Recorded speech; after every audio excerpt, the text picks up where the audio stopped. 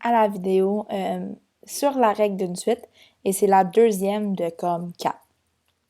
Tout ce qu'on va faire aujourd'hui, c'est qu'on va juste pratiquer, se pratiquer à trouver la règle d'une suite. J'ai 3 exemples ici, donc si vous voulez mettre la vidéo sur pause, vous pouvez prendre le temps de les réécrire. Donc tout ce qu'on va faire ici, c'est qu'on va trouver la règle de chacune des suites arithmétiques suivantes. Je vous rappelle, si ça dit suite arithmétique, c'est juste les suites où ça monte toujours du même nombre ou ça descend toujours du même nombre. C'est pas plus grave que ça. Donc, je vous rappelle, on va commencer avec le premier exemple. La première chose que tu dois faire, c'est que tu dois trouver la raison ou la régularité là comme tu veux. Donc, ici, je peux voir que ça l'augmente de 4 à chaque fois. Donc, ma régularité, ma raison, je vais juste changer de couleur. Ma première étape, ma régularité est de plus 4. Donc ça veut dire que ma suite, ma règle pour l'instant, c'est t égale 4 fois n, ou 4n si vous voulez le coller. Ma deuxième étape, c'est de me demander si ça, c'est vraiment la règle de ma suite, si c'est t égale 4 fois n. Ben, la suite, elle devrait avoir l'air de quoi?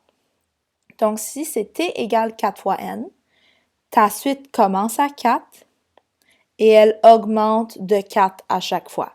Donc, c'est 4, 8, 12, 16, blablabla. Et je sais que ça commence à 4 et que ça augmente de 4 puisque ma régularité, elle est de 4. Donc, si ça, c'est ma règle, ma suite devrait avoir l'air de ça. Par contre, ma vraie suite, elle est de 3, 7, 11, 15.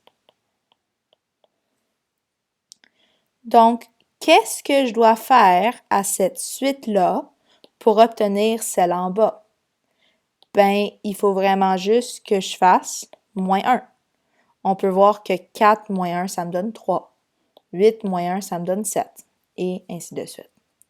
Donc, ta règle, c'est pas juste t égale 4 fois n. Ta règle, pour terminer, c'est t égale 4 fois n moins 1. Donc, il faut que tu ajoutes ou enlèves un nombre si ce n'est pas la même suite. Et je vous rappelle, tu peux aussi l'écrire t égale 4n moins 1. Tu peux coller le 4 et le n. Donc, ça, c'est le premier exemple. Là, si jamais vous voulez faire les autres, mettre sur pause, puis revenir voir la vidéo pour voir si vous l'aviez bien fait, ça serait une bonne idée. Je vais essayer d'utiliser les mêmes couleurs. Donc, ici, on commence toujours par la régularité. Donc, c'est plus 12 à chaque fois. Donc, ma première étape, ma régularité, elle est de plus 12. Donc, ça implique que ma suite, ma règle de ma suite, devrait être t égale 12 fois n. Puis là, on va vérifier. Donc, si ça, c'est vraiment bel et bien la règle de ma suite devrait commencer à 12 et augmenter de 12. Donc, ça, c'est ce que ma suite, elle devrait avoir l'air de celle-là. Et ce qui est intéressant ici, c'est que c'est bel et bien la même chose.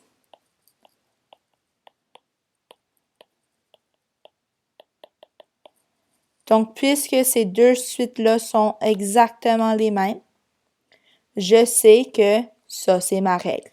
Donc, pour terminer, je peux juste écrire t égale 12 fois n, ou encore une fois, t égale 12n. Donc, des fois, ça va arriver que ta règle, c'est sans ajouter, sans enlever, ça te donne la suite que tu as dans la question. Donc, ça, c'est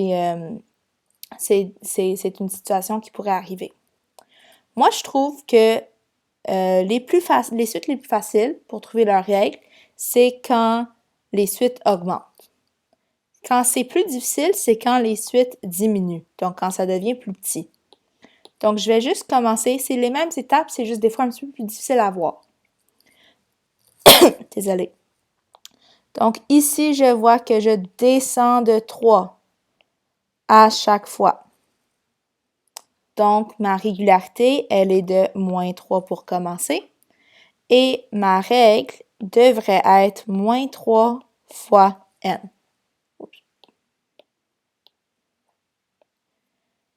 Et là, je vais vérifier. Donc, dans ma deuxième étape, ça c'était ma première. Dans ma deuxième étape, je vais vérifier. Si ma règle, c'est moins 3 fois n, ça implique que ma suite commence à moins 3 et elle continue de descendre, parce que c'est un moins, de 3 à chaque fois. Donc, c'est moins 6, moins 9, moins 12. Et là, je vais juste comparer à la suite que j'ai. Ma suite que j'ai, c'est 21, 18, 15, 12. Donc, évidemment, on peut voir ici que tes suites, la suite en vert, en vert, celle que tu as avec cette règle-là, c'est pas la même. Donc là, ce que je vais me dire, c'est bien pour passer de celle en haut à celle en bas. Pour passer de moins 3 à 21, bien, je sais que j'augmente. Donc, j'ajoute quelque chose. Puis, j'ajoute combien? Donc, moi, ce que je fais, c'est que je me fais une petite ligne du temps.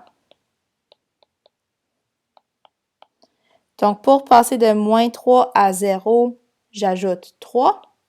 Et pour passer de 0 à 21, j'ajoute 21. Donc, en tout, j'ajoute 24. Et donc, ma vraie règle, c'est t égale moins 3 fois n plus 24. Donc, c'est la combinaison des deux. Et encore une fois, si jamais tu veux, tu peux l'écrire juste en collant le moins 3 et le n. Donc, j'espère que cette vidéo a rendu la notion un petit peu plus claire. On va continuer à se pratiquer là-dessus, mais je reste disponible pour toute question par courriel ou même là, si jamais dans les commentaires de la vidéo, vous pouvez faire ça aussi. Donc, bonne journée tout le monde et à bientôt.